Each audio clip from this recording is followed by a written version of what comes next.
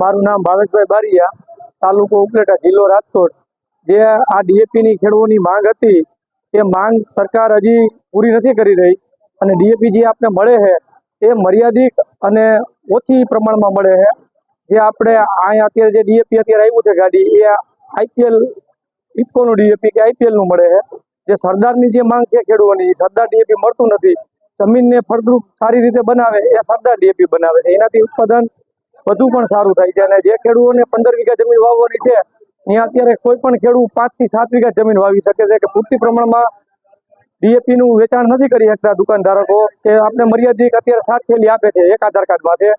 તો આપણે જાજુ વાવેતર કરવું હોય તો રવિ પાકનું કેવી રીતે કરી શકીએ? તો વધારેમાં વધારે ડીએપી આવે, ઉપલેટાની અંદરમાં વધારે ગાડીઓ મળે તો વેપારી લોકો પણ ખેડૂતોને ડીએપી દઈ શકે છે। તો અત્યારે આ ડીએપી નો પ્રશ્ન કેવી રીતે હલ કરશે? જે સરદાર ડીએપી છે એ સરદાર ડીએપી તો સરકાર દેતી જ નથી, તો એના માટે ખેડૂતોને શું કરવું?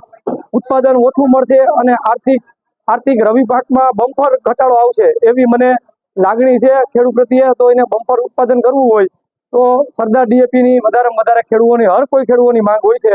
તો અમારી રાજ્ય સરકારને વિનંતી છે કે સરદાર ડીએપી ઉપર વધારે જોર રાખે અને કૃષિ મંત્રી રાઘવજીભાઈ પટેલ પર ડીએપી ની અછત છે તો આ વિશે કેમ કોઈ ધ્યાન નથી દેતું અને ખેડૂત ઉપર કેમ કોઈ ફોકસ નથી કરતું?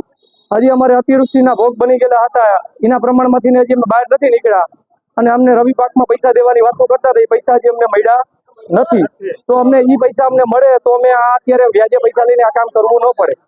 અને અટાણે સ્કૂલની ફી ને એવું ભરવાનું હોય દિવાળી પર એ પણ નથી ભરી શક્યા, ડીએપી લેવા આવવું પડે છે।